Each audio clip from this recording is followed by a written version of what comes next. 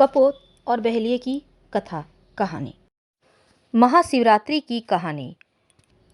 प्राचीन काल में एक क्रूर और पापात्मा बहेलिया रहता था। हमेशा पक्षियों को मारने के नीच कर्म में वो तल्लीन रहता था और उस बहेलिया का रंग कौवे के समान काला था। उसकी आकृति ऐसी थी, इतनी भयानक कि सभी उससे घृणा करते थे। लाल लाल आंखों को देखकर तो बच्चे क्या, बड़े बुजुर्ग भी डर जाते थे।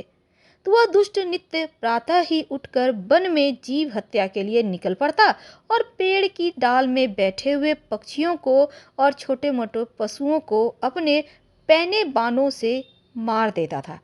कभी भी यह क्रूर कर्म करते हुए वह धर्म अधर्म की चिंता करता ही नहीं था। चिड़ियों को मारकर बेचना और उससे जीविका अर्जित करना वह अपना परम धर्म समझता था। एक दिन की बात है कि वह पक्षियों की खोज में वन में फिर रहा था। फिरते फिरते उसे शाम हो गई और उसी समय जोर की आंधी उठी।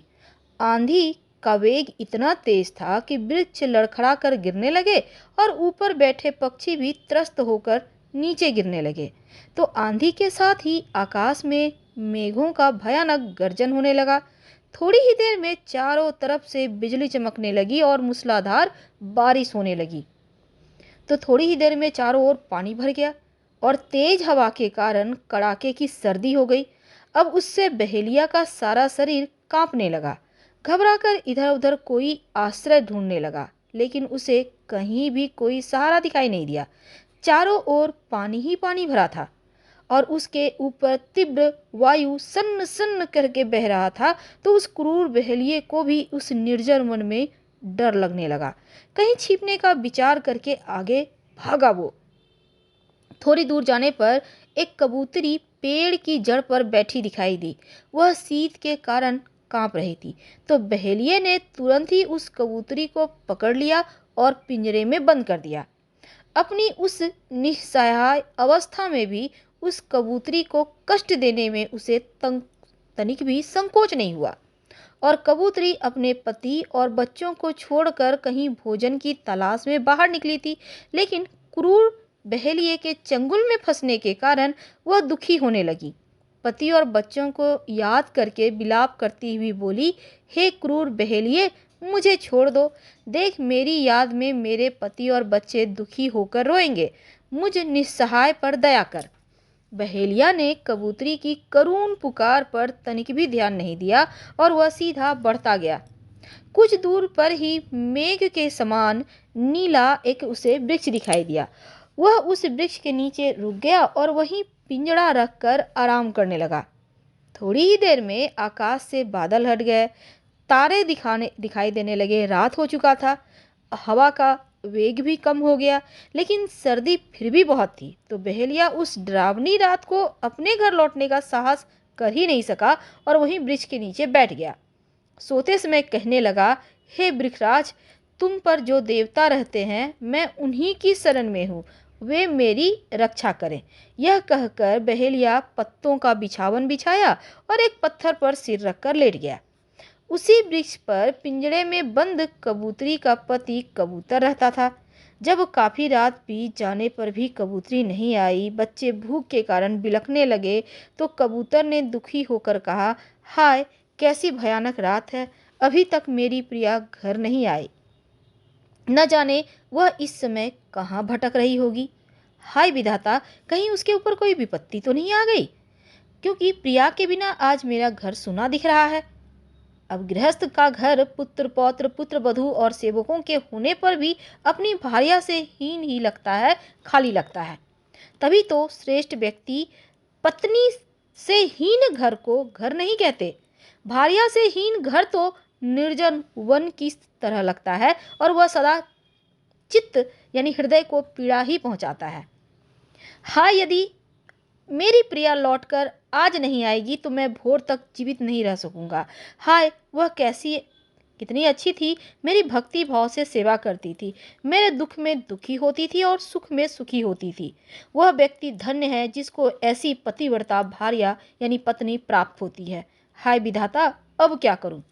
अवश्य मेरी प्रिया पर किसी तरह की विपत्ति आ पड़ी है, नहीं तो वह कभी भी मुझे और बच्चों को भूखा छोड़कर इतनी देर वन में नहीं रुकती। हाय, अब मैं उसके बिना कैसे जीवित रहूंगा। अब पत्नी से ही पुरुष के जीवन का निर्वाह होता है। रोग पीड़ित दुखी व्यक्ति को पत्नी ही परम औषधि है, क्योंकि पत्नी के समान दूसरा कोई प्रिय होता ही नहीं। धार्मिक कृत्यों में भी पत्नी के बिना पुरुषों की पूजा स्वीकार नहीं होती या फिर अधूरी रहती है। तो जिसके घर में पतिव्रता प्रियवादिनी भार्या नहीं है, उसका घर छोड़कर कहीं चले जाना ही अच्छा है। हाय, अभी तक मेरी प्रिया नहीं आई। हे विधाता, अब मैं क्या करूं। मेरी प्रिया को मुझसे मिला दो विधाता, नहीं तो मैं इसी क्षण प्राण त्याग दूंगा। इस तरह कहते हुए कबूतर रोने लगा। उसकी सभी बातों को कबूतरी पिंजरे में बैठी हुई सुन रही थी।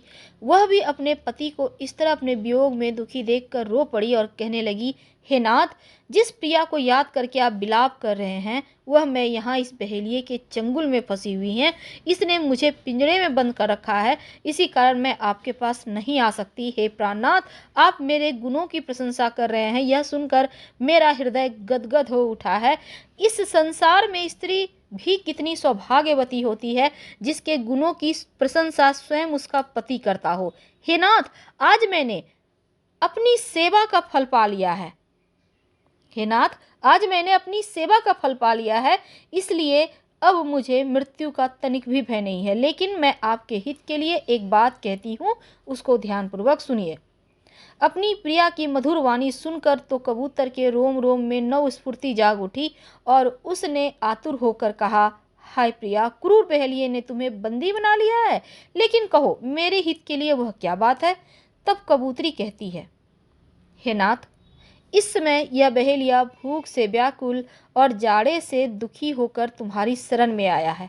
इस शरणागत की रक्षा करना तुम्हारा परम धर्म है।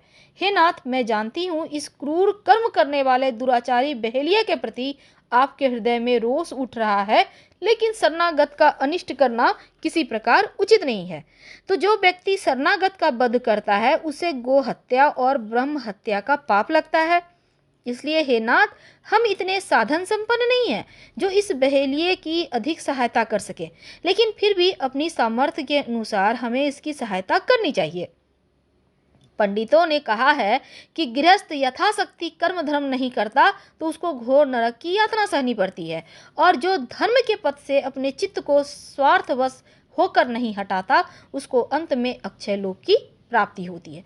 हे नाथ, इसी कारण मैं कहती हूँ, आप अपनी देह की चिंता छोड़कर आए हुए इस शरणागत का सत्कार करो। मेरी चिंता छोड़ दो और धर्म का पालन करो। उसके प्रभाव से मैं यदि इस लोक में आपसे नहीं मिल सकी, तो परलोक में हम फिर भी दंपत्ति के रूप में साथ रहेंगे। तो अपनी प्रिया की करुण वाणी सुनकर कबूतर गदगद होकर कहने लगा, हे देवी, तुम धन्य हो जो स्वयं बंद होकर भी इस क्रूर बहेलिये के हित की कामना करती हो। विधाता ने मुझे कैसा सौभाग्यशाली बनाया है जो तुम जैसी करुण हृदया भार्या मुझे मिली। अब मैं अपने जीवन की चिंता छोड़कर अवश्य इस शरणागत बहेलिये का सत्कार करूंगा। और यह कहकर कबूतर वृक्ष पर से नीचे उतर आया और बहेलिये के सामने खड़े होकर कहने लगा, हे महानुभाव, आप किसी प्रकार दुखी मत होइए। आप मेरे अतिथि हैं। अतिथि का सत्कार करना गृहस्थ का परम धर्म है, इसलिए कहिए मैं आपकी क्या सेवा करूं। आज मैं आपके लिए अपने जीवन को भी उत्सर्ग करके अपने धर्म का पालन करना चाहता हूँ, क्योंकि शास्त्र का कथन है, यदि शत्रु भी अतिथि के रूप में घर आए तो उसका भी शुद्ध मन से स्वागत करना चाहिए। और जो मनुष्य वृक्ष काटने के लिए जाता है, उस पर से वृक्ष कभी भी अपनी छाया यह सोचकर नहीं हटाता कि यह मनुष्य मेरा अनिष्ट करने आया है। हे महाशय, घर में आए अतिथि का सत्कार करना तो सभी का धर्म है, लेकिन पंचयज्ञ करने वाले गृहस्थों का यह परम धर्म है कि जो व्यक्ति गृहस्थाश्रम में रहकर पंचयज्ञ नहीं करता, उसे ना तो इस लोक में सुख मिलता है और ना परलोक में सद्गति मिलती है। हे महाशय, आप बताइए मैं आपकी क्या सेवा करूं। अब कबूतर की यह बात सुनकर बहेलिया पक्षी की शिष्टता के ऊपर आश्चर्य करने लगा।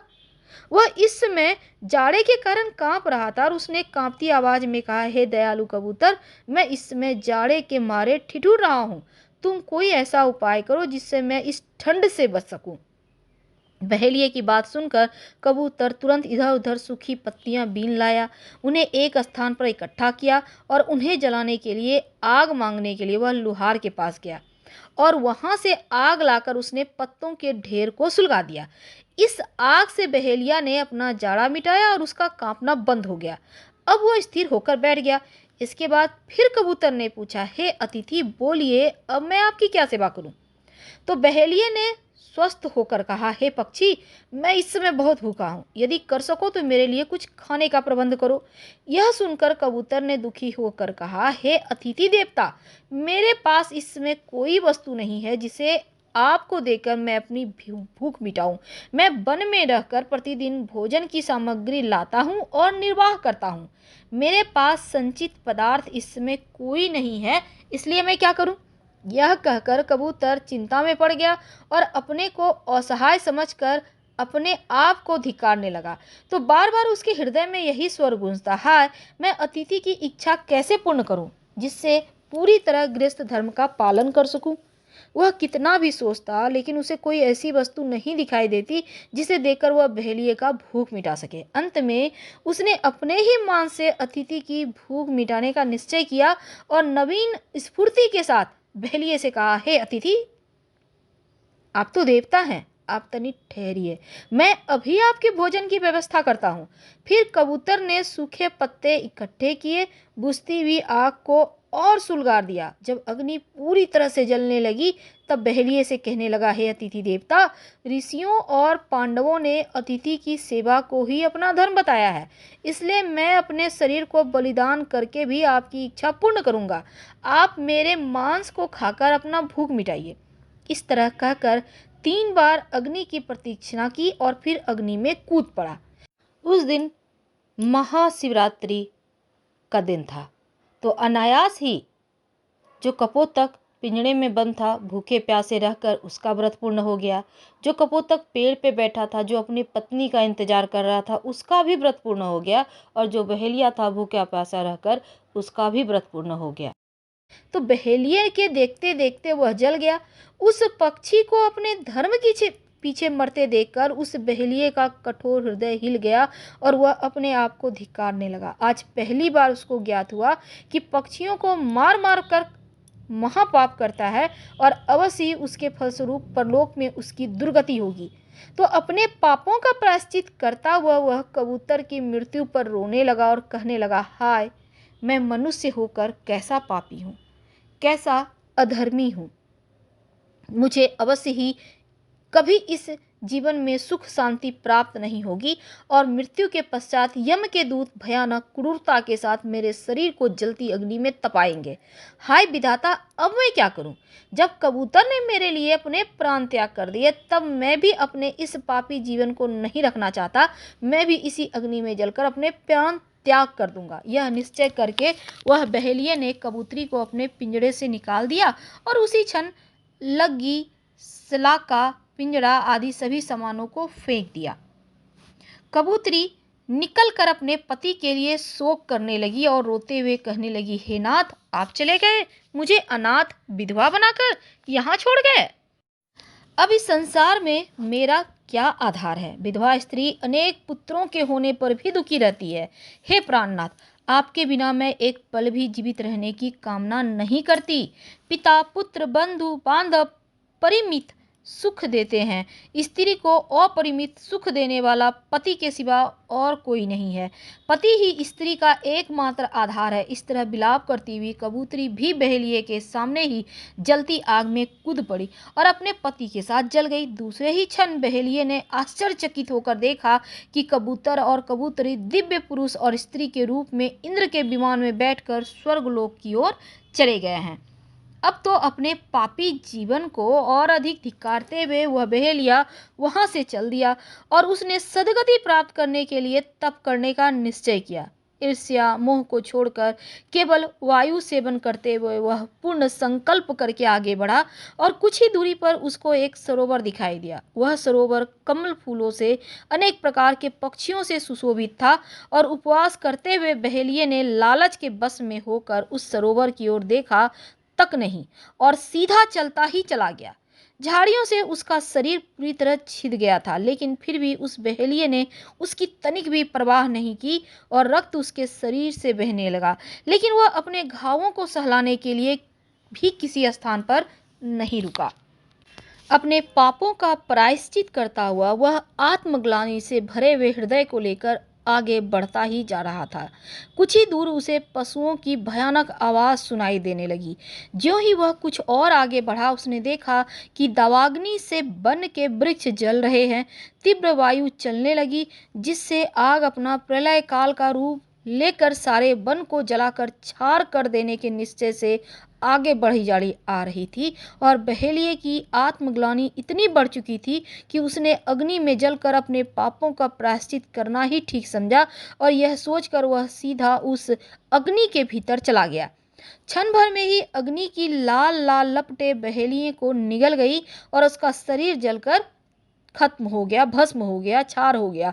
उसी क्षण उसके जीवन के सारे पाप भी उस अग्नि में जल गए और वह पूरी तरह पापों से मुक्त होकर स्वर्गलोक को चला गया। इस तरह कबूतर को अतिथि धर्म का पालन करते हुए स्वर्ग गया, तो कबूतरी पतिव्रता धर्म का पालन करती हुई वह उनके साथ स्वर्ग गई और बहेलिया अपने पापों का प्रायश्चित करता हुआ अग्नि में जलकर स्वर्ग चला गया। फिलहाल आपसे विदा लेते हैं। कहानी अच्छी लगे तब जरूर चैनल को सब्सक्राइब करें, वीडियो को लाइक करें और अपनों से शेयर करें और कमेंट में हर हर महादेव जरूर लिखिएगा। धन्यवाद।